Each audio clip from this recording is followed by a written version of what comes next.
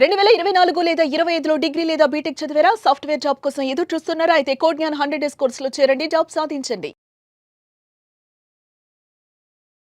నమస్తే. Welcome to Suman TV. ప్రస్తుతం మనతో పాటు హైకోర్టు అడ్వకేట్ నాగేశ్వరరావు పూజారి గారు ఉన్నారు. వారితో మాట్లాడదాం. Hello sir. హలో అండి. ఒక చిన్న క్వశ్చన్ ఏంటి అనంటే జనరల్ పబ్లిక్‌లో ఉన్నటువంటి ఒక సందేహం ఇది. భార్యాభర్త పర్సనల్‌గా మాట్లాడుకునేటప్పుడు పర్టికులర్‌గా ఈ డివోర్స్ ఇష్యూస్‌లో నేను నీ కాల్ రికార్డింగ్ ఉంది ఇప్పుడు నా దగ్గర. ఇదొక ఆయుధంగా ఉంటుంది. నేను ఇది కోర్టుకి సబ్మిట్ చేస్తానని చెప్తూ ఉంటారు. అసలు కోర్టు ఇలాంటి వాటిని యాక్సెప్ట్ చేస్తుందా? ఒకవేళ యాక్సెప్ట్ చేస్తే గనక తర్వాత పరిణామాలు ఎలా ఉంటాయంటారు? జనరల్‌గా ఏందంటే, మనం ఒక వ్యక్తితోని చేసే కమ్యూనికేషన్ ఉంటది గదా! ఆ కమ్యూనికేషన్‌ని బేస్ జేసుకొనే కేసులనేటివి ఏర్పడుతూ ఉంటాయి జనరల్‌గా. ఇప్పుడు మనిద్దరం కమ్యూనికేషన్ జేసేసుకుంటాం. లేకపోతే ఒక బిజినెస్ కమ్యూనికేషన్ జేస్తాం. దాంట్లో మాట తప్పడం లాంటివి జరిగినప్పుడే జనరల్‌గా కేసెస్ అవుతుంటాయి. హ్మ్. సో, ఈ మధ్య కాలంలో మనకొచ్చిన లేటెస్ట్ టెక్నాలజీ ఏందంటే, ప్రతి ఫోన్‌లో రికార్డ్ జేసుకుంటున్నారు. అవును sir. Auto automatic record call ఉన్నది. రికార్డ్ ఉంటుంది. అది అవును. ఇర్రెస్పెక్టివ్ ఆఫ్ ద సిట్యుయేషన్ కావచ్చు, రిలేషన్‌షిప్ కావచ్చు, అది భార్య కావచ్చు, భర్త కావచ్చు, ఆటోమేటిక్‌గా రికార్డ్ అయిపోతున్నది అది. ఆ రికార్డ్ అయిపోయిన తర్వాత ఏదైనా గొడవ కాగానే ఖతం అది పట్టుకొని వచ్చేస్తున్నారు. సార్ ఇగో నా దగ్గర కాల్ రికార్డ్ ఉంది సార్, ఇగ చూడండి సార్ అని చెప్పి మాట్లాడుతున్నారు. స్పెషల్‌గా వచ్చినప్పుడు ఏమైతదంటే, మనకు ఇప్పుడు భార్యాభర్తల మధ్యలో కాల్ రికార్డింగ్స్ గనక ఉంటే, హ్మ్. అది వాలిడ్ అవుతుందా? ఇన్‌వాలిడ్ అవుతుందా? అనేది జనరల్ పబ్లిక్‌కి ఉన్న అతి పెద్ద డౌట్ అది. యెస్. ఈ అతి పెద్ద డౌట్ చెప్పే ముందు ఏందంటే, దానికి హ్మ్. కొన్ని బంధాలని రికార్డ్ చేయలేం మనం. ఓహ్! ఓకే. అవును. అవి రికార్డ్ చేసినా కూడా కోర్టు ఇన్వాలిడ్ చేస్తది. యాక్సెప్ట్ చేయరా సార్? యాక్సెప్ట్ చేయదది. ఓహ్! ఆ! ఓకే. కొన్ని బంధాలని మనం రికార్డ్ చేయనీకి లేదు. హ్మ్. ఒకవేళ మనం వాటిని రికార్డ్ చేసినా కూడా కోర్టు హ్మ్. యాక్సెప్ట్ చేయదవి. హ్మ్. ఎప్పుడైనా కూడా. సివిల్ కేసులలో అయితే యాక్సెప్ట్ చేయదు. ఓకే. క్రిమినల్ కేసులలో అయితే తీసుకుంటారది. క్రిమినల్ హ్మ్. కేసు వేరు, సివిల్ కేసు వేరు. సివిల్ కేసులలో యాహ్! కాల్ రికార్డ్స్‌ని భార్యాభర్తలు మాట్లాడుకున్న కాల్ రికార్డ్స్‌ని కోర్ట్ యాక్సెప్ట్ చేయదు. హ్మ్. ఓకే. ఓన్లీ ఈ రిలేషన్‌కేనేనండి? ఇంకా వేరే అదే ఏవైనా? కొన్ని రిలేషన్స్ అండి ఓకే. అందుకనే. కొన్ని రిలేషన్స్‌లో ఏమొస్తది అంటే భార్యాభర్తలు, హ్మ్. Advocate and client. హ్మ్. అడ్వొకేట్ అండ్ క్లయింట్ మధ్యలో గూడా దాన్ని రికార్డ్ చేయనీకి లేదు. హ్మ్. ఒకవేళ రికార్డ్ చేసినా గూడా కోర్ట్ పరిగణలోకి తీసుకోదు. ఓకే. ఓకే. హ్మ్. ఎందుకంటే వీటిని ఏమంటారంటే ప్రివిలేజ్ కమ్యూనికేషన్ అంటారు. హుహు. ప్రివిలేజ్ కమ్యూనికేషన్ అంటే ఆ పదంలోనే ఉందండి. హ్మ్. ప్రివిలేజ్ ఇంకా వీటికి. హ్మ్. రికార్డ్ చేసి వాటిని సాక్ష్యాల కింద పరిగణించుకుంటా పోదు కోర్టు. ఇవి రికార్డ్ చేసి సాక్ష్యాల కింద పరిగణించుకుంటా పోతే ఇగ అందరూ రికార్డ్ చేసుకుంటూనే ఉంటారింక. ఇప్పుడున్న 512 జీబీ కూడా సరిపోదిగ. అప్పుడు 3 టీబీ, 4 టీబీలు ఫోన్లు కొనుక్కోవాలి అందరిగ. కానీ ఒకవేళ కోర్ట్ చెప్తూ గనక ఉంటారు కదా సార్ మాట్లాడేటప్పుడు ఫోన్‌లో నేనంతా వాళ్ళు రికార్డ్ జనరల్ చేశాను. పర్ఫెక్షన్‌లో ఏముంటారంటే, అబ్బా! నేను రికార్డ్ చేసినా, నా దగ్గర సాక్ష్యం ఉంది కాబట్టి నాకు డైవోర్స్ వస్తది సార్ అని చెప్పి తిరుగుతుంటారు. హ్మ్. ఒక అడ్వొకేట్, క్లయింట్ మాట్లాడుకునేది గానీ, ఒక భార్యాభర్తలు మాట్లాడుకునేది గానీ, లేకపోతే ఒక డాక్టర్, పేషెంట్ మాట్లాడుకునేది గానీ, కొన్ని రిలేషన్‌షిప్స్ ఉంటాయి గదా! వాటిని మనం ఆ కమ్యూనికేషన్‌ని రికార్డ్ చేయనీకి లేదు. ఒకవేళ మీరు రికార్డ్ చేసినా అది కోర్ట్‌లో ఇన్వాలిడ్ లేకపోతే ఇన్‌అడ్మిసిబుల్ అంటారు దాన్ని. అంటే అడ్మిషన్ తీసుకోదు దాన్ని. కోర్టు సాక్ష్యం కింద పరిగణలోకి తీసుకోదు. ఎందుకంటే ఆ రిలేషన్‌షిప్స్ అనేటివి ఓపెన్‌గా ఉండిపోయి, ఉంటేనే ఆ రిలేషన్‌షిప్‌లో బ్యూటీ ఉంటది. హ్మ్. ఇప్పుడు నా దగ్గరికి ఒక క్లయింట్ వచ్చిండనుకుందాం. వాడు అన్నీ చెప్తేనే నేను దానికి కరెక్ట్ పరిష్కారం ఇవ్వగలుగుతా ఓపెన్‌గా. అది ఏ కదా! ఇష్యూ అయినా అవును. కావచ్చు అది. అవును సార్. ఓకే. ఇంకా మనం ఓపెన్‌గా మాట్లాడితే ఏందంటే అడ్వొకేట్ దగ్గరికి మర్డర్ చేసిన వ్యక్తులు వస్తారు.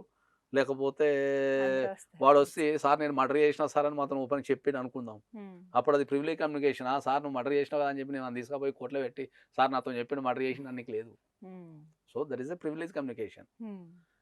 సో, పంజాబ్, హర్యానా హైకోర్టు గూడా రీసెంట్‌గా మనకు డైవోర్స్‌లో గనక ఈ కాల్ రికార్డ్ గనక ఉంటే దాన్ని మనం యాక్సెప్ట్ చేయొద్దు. ఇన్‌అడ్మిసిబుల్ కింద ప్రకటించాలని జెప్పేసి జడ్జిమెంట్ గూడా ఇచ్చింది. ఓకే. సో, వీళ్ళందరూ ఒక ఏందంటే మేము ప్రతీది మన దగ్గరకొచ్చేసి సార్ మేము ప్రతిది రికార్డ్ జేసినాం సార్. రోజు గంటలు గంటలు మాట్లాడాం సార్. అది మాట్లాడాం సార్, ఇది మాట్లాడాం సార్ అంటారు. హ్మ్. డైవోర్స్ విషయానికొచ్చినప్పుడు ఏందంటే ఒకవేళ ఓపెన్‌గా మాట్లాడితే ఒక రికార్డ్ ఆధారంగా జేసుకొని హ్మ్. ఏదన్నా ఒక కోర్టు డైవోర్స్ ఇచ్చింది అంటే అందరు రికార్డ్ మీదనే పడతారిగ. అవును కదా సార్. ఇంక ఇగ అందరూ పనంతా మా దగ్గర వదిలిపెట్టేస్తారిగ. ప్రూఫ్స్ ఉన్నాయి అని ఇగ చెప్తారు. పనంతా అవును. వదిలిపెట్టేసి అదే రికార్డింగ్ చేసుకొని తిరుగుతుంటారిగ. హ్మ్. కాబట్టి ఎస్పెషల్లీ డైవోర్స్ కేస్‌లో గనక ఏదన్నా బంధాన్ని గనక మనం రికార్డ్ చేయాల్సొస్తే అది హ్మ్. కోర్ట్ ఇన్‌అడ్మిసిబుల్ కిందనే ప్రకటిస్తది. హ్మ్. కానీ అది మళ్ళా క్రిమినల్ కేసులలో పనిచేయదు మళ్ళా. క్రిమినల్ కేసులలో పనిచేస్తది. హ్మ్. కాబట్టి క్రిమినల్ కేసులలో తీసుకుంటారు. హ్మ్. డైవోర్స్ కేసులలో తీసుకోరు. ఇంకా ఓకే. కొన్ని మనం అన్నట్టు ఇంతకుముందు ప్రివిలేజ్ కమ్యూనికేషన్ కింద డాక్టర్, పేషెంట్ గాని, అడ్వొకేట్, క్లయింట్ గాని, హ్మ్. తర్వాత టీచర్ అండ్ స్టూడెంట్ గాని, హ్మ్. ఫాదర్ అండ్ మదర్ గాని, హ్మ్. ఇది మన సన్ అండ్ ఫాదర్ గాని, మదర్ అండ్ ఇట్లా కొన్ని బంధాలని మనం అవి కొన్ని. రికార్డ్ చేయడానికి లేదు అది. హ్మ్. అదేది మన ఓరల్ కమ్యూనికేషన్. మళ్ళీ రిటర్న్‌గా ఉన్న ప్రతి డాక్యుమెంట్ తీసుకుంటాం. రిటర్న్‌గా అది చేసేది దాన్ని ఎవరిదైనా. దాన్ని ఓకే. కమ్యూనికేషన్ అనం మనం. ఓకే. ఓకే. ఓరల్ కమ్యూనికేషనే మళ్ళా. ఆ. రిటర్న్‌గా ఏదన్నా చేసుకుంటే ఆ ప్రతి డాక్యుమెంట్‌ని కోర్టు పరిశీలించాల్సిందే. ఓకే. అవన్నీ చెల్లుతాయంటారు. చెల్లుతాయి. హ్మ్. సో, మనం పర్టిక్యులర్‌గా చెప్పేది ఏందంటే ఒక ఫోన్ రికార్డ్ అనేది హ్మ్. పని చేస్తదా? పని చేయదా? అవును. కోర్ట్ అది. యాక్సెప్ట్ చేస్తుందా? చేయదా చేయదా? అన్నట్టు. అది. హ్మ్. కాబట్టి సివిల్ కేసులలో హ్మ్. ఫోన్ రికార్డ్ అనేది పనిచేయదు. ఓకే. క్రిమినల్ కేసులలో పనిచేస్తది. హ్మ్. ఎస్పెషల్లీ మనం మాట్లాడేది ఏందంటే డైవర్స్ కేసులో డైవర్స్. పనిచేస్తదా? పనిచేయదా? అన్నప్పుడు హ్మ్. డైవర్స్ కేసు వరకే వస్తే హ్మ్. పనిచేయదు. సో ఇది అది. ఫైనల్ అంటారు. అది పనిచేయదు. కాకపోతే అప్పుడప్పుడు కోర్టుకున్న దాని పరిధిని బట్టి సబ్స్టాన్షియల్ ఎవిడెన్స్ కింద తీసుకునే అవకాశం ఉంటే ఉండొచ్చు. హ్మ్. కానీ ఎలాంటి పనిచేయదు. సందర్భాల్లో సార్ అది? ఇది కేసుని బట్టి ఎవిడెన్స్. డిసైడ్ చేయబడుతుంది కోర్టు. ఓకే. అట్లా. హ్మ్. మనం ప్రధానంగా తెలుసుకోవాల్సిన విషయం ఏందంటే ఒకవేళ ఏదైనా రికార్డ్‌ని గనక మనం కోర్ట్‌లో సబ్మిట్ చేయాలి అంటే మనం డైరెక్ట్ సీడీలో తీసుకెళ్ళో లేకపోతే పెన్ డ్రైవ్‌లో తీసుకెళ్ళో కోర్టుకి సబ్మిట్ చేసి ఇనండి అంటే కూడా కోర్టు తీసుకోదు. మరి ఎలా సరే సబ్మిట్ మనం చేయాలి సార్? కొద్దిసేపు ఆ. ఇది రికార్డ్ అనేది కోర్టులో పరిశీలిస్తారా? పరిశీలరా? తీసుకుంటారా? తీసుకోని పక్కన పెడితే హ్మ్. ఈ రికార్డెడ్ ఒక వీడియోని గాని, మనం ఒక ఆడియోని గాని హ్మ్. మనం కోర్ట్‌లో ప్రొడ్యూస్ చేయాలంటే మళ్ళా దానికి కొన్ని స్పెషల్ రిక్వైర్మెంట్స్ ఉంటాయి. ఓహ్! ఓకే. అదొక ఫస్ట్ ప్రాసెస్. ఏందంటే ఎనీ ఎలక్ట్రానిక్ డివైస్ అంటే హ్మ్. ఎలక్ట్రానిక్ సంబంధించిన ఎనీ ఎవిడెన్స్‌ని హ్మ్. మనం 65 అని ఒక సర్టిఫికేట్ తీసుకోవాలి. హుహు. 65 అని 65 ఎక్స్‌పర్ట్ నుంచి మనం ఒక సర్టిఫికేట్ తీసుకోవాలి. ఓకే. ఇప్పుడు 65 అనే సర్టిఫికేట్ ఏంది అంటే ఇప్పుడు మనం రికార్డింగ్‌కే వచ్చినాం అనుకుందాం జనరల్‌గా. ఆ రికార్డింగ్ అనేది ఇప్పుడు మనం జనరల్‌గా ఒక ఇద్దరు వ్యక్తులు ఉంటారు. స్టార్టింగ్‌లో ప్రేమగా మాట్లాడుకుంటుంటారు. మాట్లాడుతూ మధ్యలో ఏదో క్వెషన్ అడుగుతారు. గొడవ అయితది. అప్పుడు భర్త తిట్టడమో, భార్య తిట్టడమో జరుగుతది. హ్మ్. జరిగిన తర్వాత వీళ్ళు కొంతమంది ఏం చేస్తారు? వీళ్ళకు కన్నింగ్ ఉండో, లేకపోతే ఇంకేదైనా కోర్ట్‌లో కేస్ గెలవాలనో ఆ అరిసే పార్ట్ వరకే తీసి కోర్ట్‌లో పెట్టిరనుకుందాం. ఆ! ఎడిట్ ఆ! చేస్తారు. చూడండి సార్ నన్ను తిట్టాడు సార్ అంటే, అప్పుడు కోర్టు ఏం చేస్తది అందుకని 65 సర్టిఫికేట్ తెమ్మంటది. ఓకే. 65 సర్టిఫికేట్ అంటే ఏంది అంటే, మనం ఎక్స్‌పర్ట్ దగ్గరికెళ్ళిపోయి, హ్మ్. ఆ ఎక్స్‌పర్ట్‌కి మొత్తం వీడియో ఇయ్యాల. ఒరిజినల్ సోర్స్ కూడా ఇవ్వాల. హ్మ్. ఏ ఫోన్‌లో రికార్డ్ అయిందో ఆ ఫోన్ కూడా ఇవ్వాల. ఓకే. ఇవన్నీ ఆ సబ్మిట్ ఫోన్ చేయాలి. ఇవ్వాలా. ఆ ఫోన్ సబ్మిట్ చేయాలా. ఏదైతే మనం కోర్ట్‌లో సబ్మిట్ చేయాలనుకుంటున్నామో, ఆ రికార్డ్ తీసుకొని, అది హ్మ్. స్టార్టింగ్ నుంచి ఎండింగ్ వరకు కట్ కాలేదని గాని, హ్మ్. లేదా మ్యానిప్యులేషన్ కాలేదు. మనం కొన్ని సందర్భాల్లో డబ్బింగ్ కూడా చెప్పొచ్చుగా. హ్మ్. అవి సో, కూడా డబ్బింగ్ జరుగుతాయి. చెప్పలేదు దీంట్లో. Voice cut testing. కాలేదు, లేకపోతే అతికి పెట్టలేదని ఇవన్నీ వాళ్ళకు సర్టిఫై ఇచ్చేస్తారు. హ్మ్. అప్పుడు మాత్రమే ఆ రికార్డ్‌ని హ్మ్. ఫస్ట్ దాంట్లో ఏముందని కొద్దిసేపు పక్కన పెడితే, హ్మ్. అప్పుడు మాత్రమే ఆ రికార్డ్‌ని కోర్టు యాక్సెప్ట్ చేస్తది. సో ఇవి క్రియేట్ చేసింది కాదు ఆ! ఒరిజినల్‌దే ఇది అని. క్రియేట్ చేసింది కాదు. దీని ఒరిజినల్ సోర్స్ ఉంది హ్మ్. అని కోర్టుకు మనం ప్రూవ్ చేయాలి. ఓకే. చాలా మంది ఒక ఫోన్‌లో రికార్డ్ చేస్తారు. ఆ ఫోన్ ఉండదు. దాన్ని ఇంకొక ట్రాన్స్‌ఫర్ చేస్తారు. ట్రాన్స్‌ఫర్ చేసిన తర్వాత పెడతారు. సెకండరీ ఎవిడెన్స్ అయిపోతది. అక్కడికి వెళ్ళారికి వెళ్ళిపోతది. సో, మనం ఏదన్నా ఎలక్ట్రానిక్‌కి సంబంధించి రికార్డ్స్ గాని, వీడియో క్లిప్పింగ్ పెట్టాలన్నా కూడా స్టార్టింగ్ నుంచి ఎండింగ్ వరకు పెట్టాల్సిందే. ఓకే. సో అందులో పెడతా ఎడిటర్ వెర్షన్‌లన్నీ పనికిరావు. లేవు. ఎడిట్ అది చేసినవి 65 అనే సర్టిఫికేట్ తెచ్చుకోవాల్సిందే దాన్ని. హ్మ్.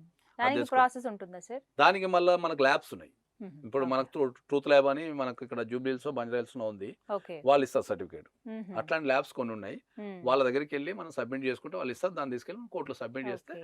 65 ఉన్న దాన్ని హ్మ్. కంపల్సరీ 65 ఒక మెయిల్ ఉందనుకుందాం. హ్మ్. ఒక మెయిల్ ఎళ్ళింది. హ్మ్. ఆ మెయిల్ ఖచ్చితంగా ఎళ్ళింది. ఈ మెయిల్ నుంచి ఆ మెయిల్‌కే ఎళ్ళింది. వాళ్ళు చదువుకున్నారు. ఇట్లాంటివి మనం టెక్నికల్‌గా కోర్టుకు ఎట్లా ఉంటది? ఓ వాట్సాప్ చాట్ ఉంటది. మధ్యలో నాకు నచ్చినయన్ని డిలీట్ చేసుకొని, మిగతా పైది ఉంచుతారు. కిందిది అవును. కరెక్ట్ పెట్టేసి నేను స్క్రీన్ షాట్ తీసి నేను పెట్టొచ్చు కదా! హ్మ్.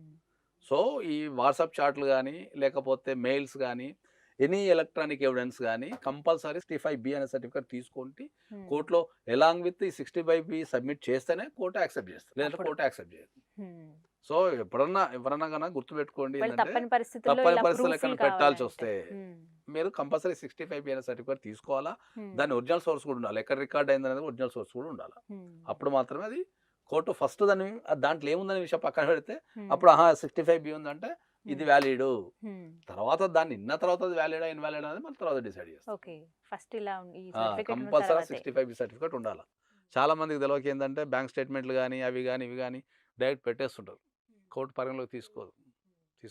కాబట్టి ఏదన్నా జనరల్‌గా రికార్డ్ పనిచేయదు. ఒకవేళ పనిచేసినా కూడా మళ్ళీ ఇవి 65 అనే సర్టిఫికేట్‌తో ఉంటేనే పనిచేస్తది. Right sir. థాంక్ యూ అండి.